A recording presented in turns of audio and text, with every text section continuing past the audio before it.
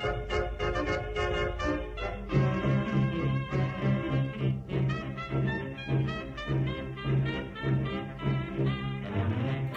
and welcome back to Harlan is in Danger. I'm your host, Tom, and today I'm joined, as always, with my good friend and co-host, Mitch. Hi, Mitch. Hello, I'm also here, and today we are reviewing the player cards you can get out of Fortune and Folly. Yep. And if we're bundled up, it's because it's freezing cold. Yeah. In this wintry month of December.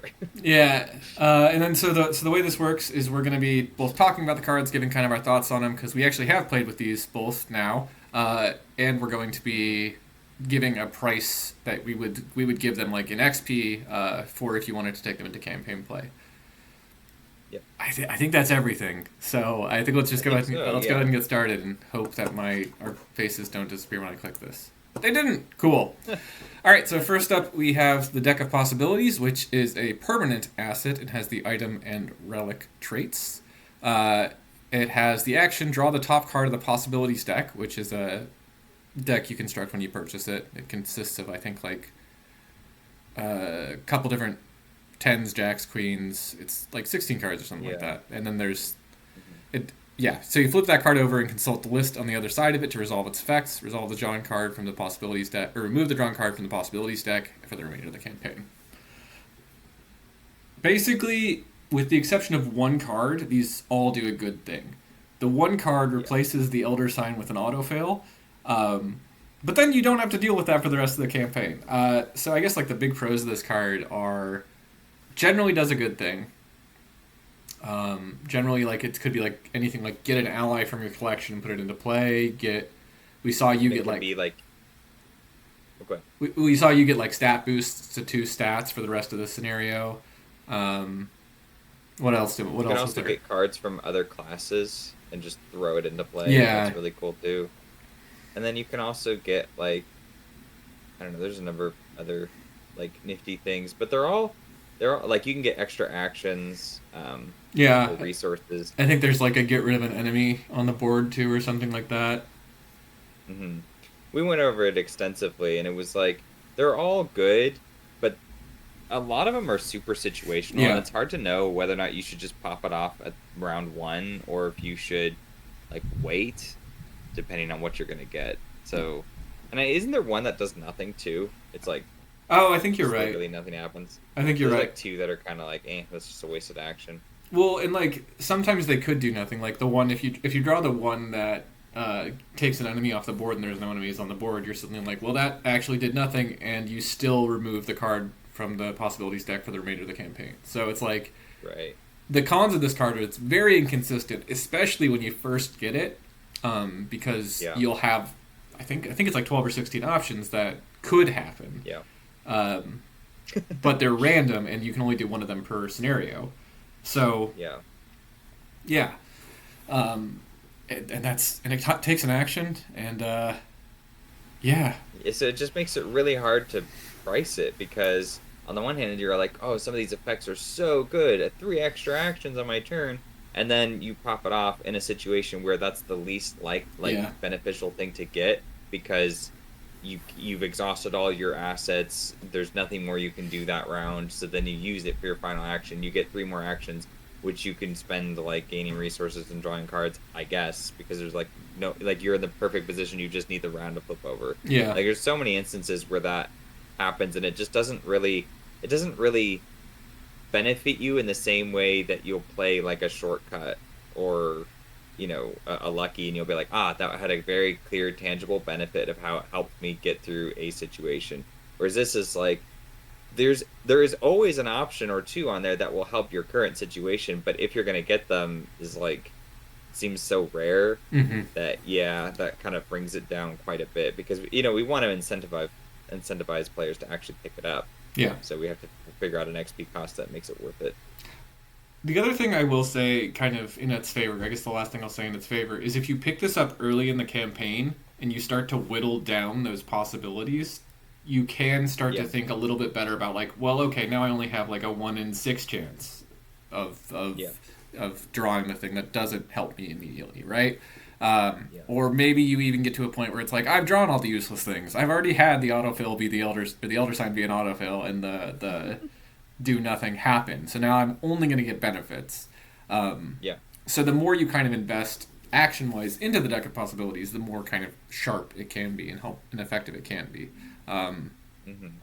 That means it's permanent that costs whatever we decide it costs that you have to take early, which is a little bit like, I think it wants to be a luxury upgrade if it was, actually priced to be in the game, but it is also something that's like, take it when you can, so you can kind of narrow it down, but it kind of upgrades itself as well, which is interesting.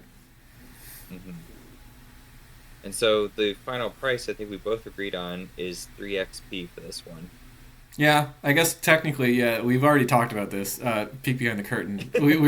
I think we typically like pause the recording and go through with the pros and cons and write them down. But yeah, we did decide on 3 XP for this one. We wanted to price it kind of similarly to Relic Hunter and Charisma, because where those have like a tangible benefit that you can see immediately, this has like many different benefits that you might not get. yeah, exactly. Like the others require you to play a card in addition, like on top of what you have in order to gain that benefit, which isn't necessarily hard to do.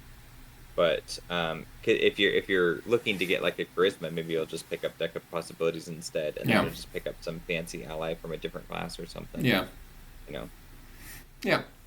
I am still going to pause the recording, and then we'll go and put our like pros, cons, and cost on the screen, and then we can leave that here for just a second. And I totally forgot that was the way that we did this. That's okay. It's been a while since we did one of these. Okay, so we'll be right back. Oh, apparently I already went back to recording somehow. Okay, so we're back. Here's the thing. Hopefully I didn't just not pause that, and I have to cut that out later, but that's cool. So once again, like the pros that we had with this are some really wild benefits, and it's a permanent, so it's kind of always on, and it gets more consistent over time.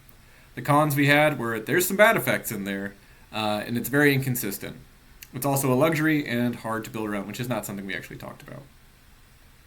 And a luxury for early game is like because you want it earlier in the campaign, but that's when you're not purchasing luxuries, and that's when you're purchasing your build around cards. Yeah. Which this isn't because it's so inconsistent. So yeah. Yeah. That adds up. I mean, and I think there's like a way to build around it, but it's like a way to build around it after you've activated it like 3 or 4 times, right? Like that's at that point you can start to be like, yeah. But the only way to get there is to get it early and pop it off every game. Yeah, and like the weird, scary thing, I think we didn't talk about this, is like when you don't hit the bad things, like the bad thing, like the replace the Elder Sign with the autofail, the more you don't hit that, the more likely you are to hit it. Yeah, so there's also that like kind of edge to it. Anyway, so ended with the cost of 3 XP. It might be a little bit overpriced for that, but we're gonna try it. See how we feel with it.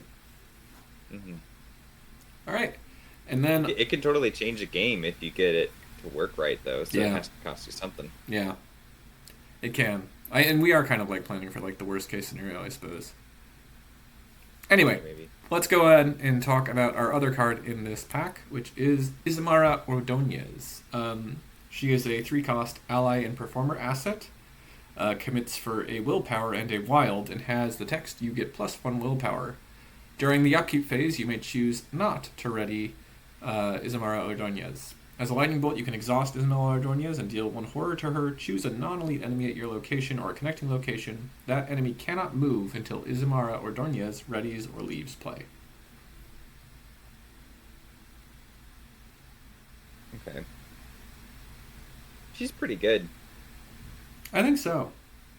Like, she basically can, at base, stop hunter enemies, a hunter enemy from hanging out with you and following you around. Yeah, so she can keep Night Gaunts at bay.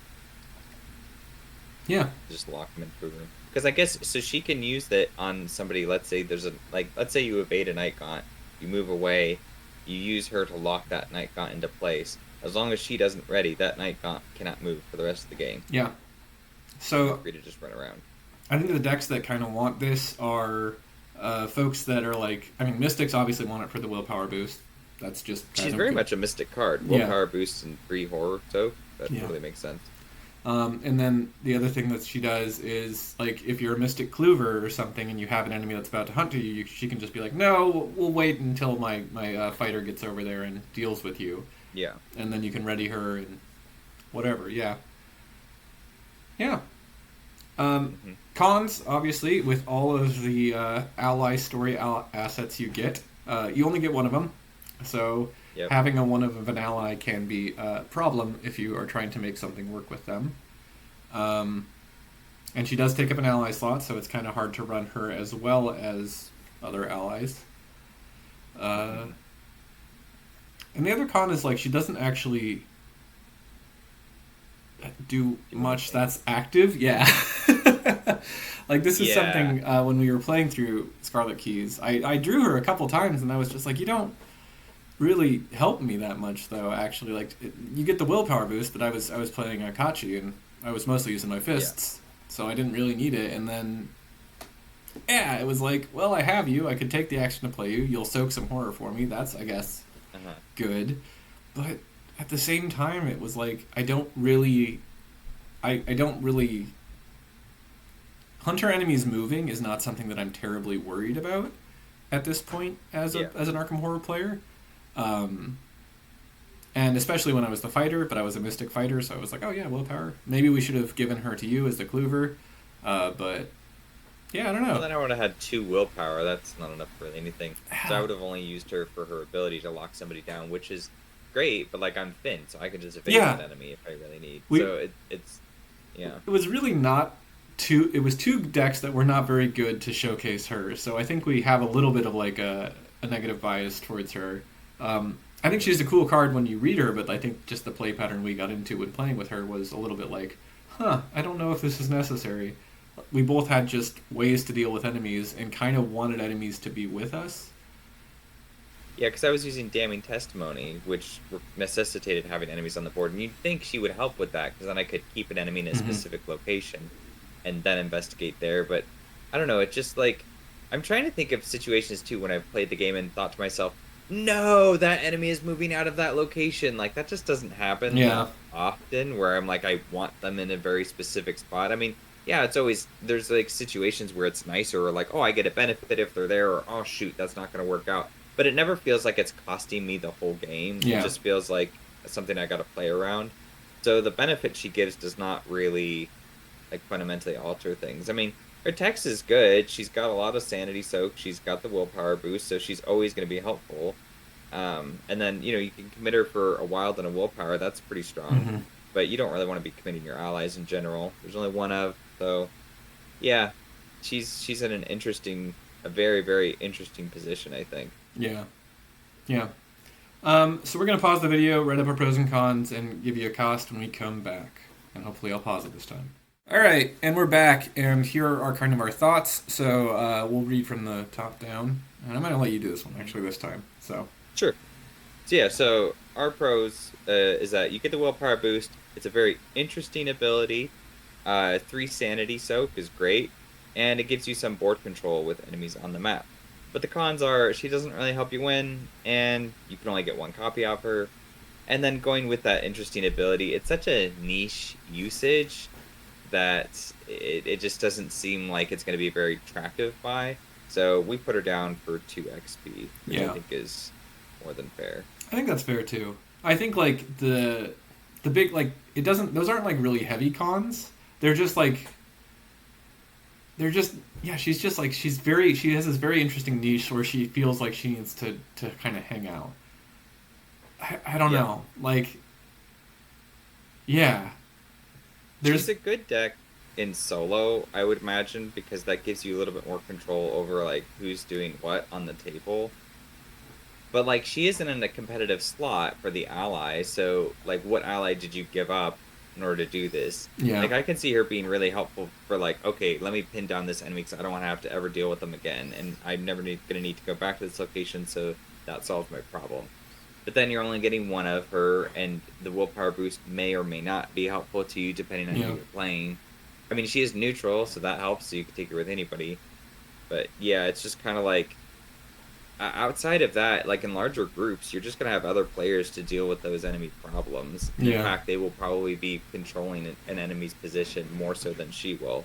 So it just kind of seems like her text becomes moot at a certain point. Yeah, I kind of agree. I think I'm like trying to think of like a deck that I'd get excited to play her in, and like the closest thing I can think of is like maybe like a Safina deck that's leaning more into the Mystic access and like using Rite of Seeking 2 or something like that to get clues. Because then you have like the sort of, oh, I want to be here to use my Rite of Seeking, but I don't want to risk, but I might lose these actions, so I'm going to just kind of, flip her first and say like, okay, now I can lose these actions, Haunter enemy's not going to come in if I do screw up. Yeah. But then like, and then like, I guess actually, maybe Sabina is the way to do it because she also has the bigger hand size, so she can help like find her allies a little bit better. I don't know. Like maybe there's something there. A Mystic Cleaver feels like it's the place, or a Mystic Leaning Cleaver feels like it's the place that is best for her. But I'm still not convinced that there's not a better ally to help with that. Yeah, she might be good with Patrice as well because Patrice does get through her deck fairly quickly. That's true. And also she can leverage that willpower, but she also doesn't have the luxury of choosing what to do with her turn. In a lot of cases, she has to just improvise with what's in her hand. So being able to tell an enemy no in a situation where you're not confident that you're going to have tools to deal with them in the near future seems like it would work nicely for her. Yeah, I can see that. Yep, I think 2 XP is still pretty fair. I think we're maybe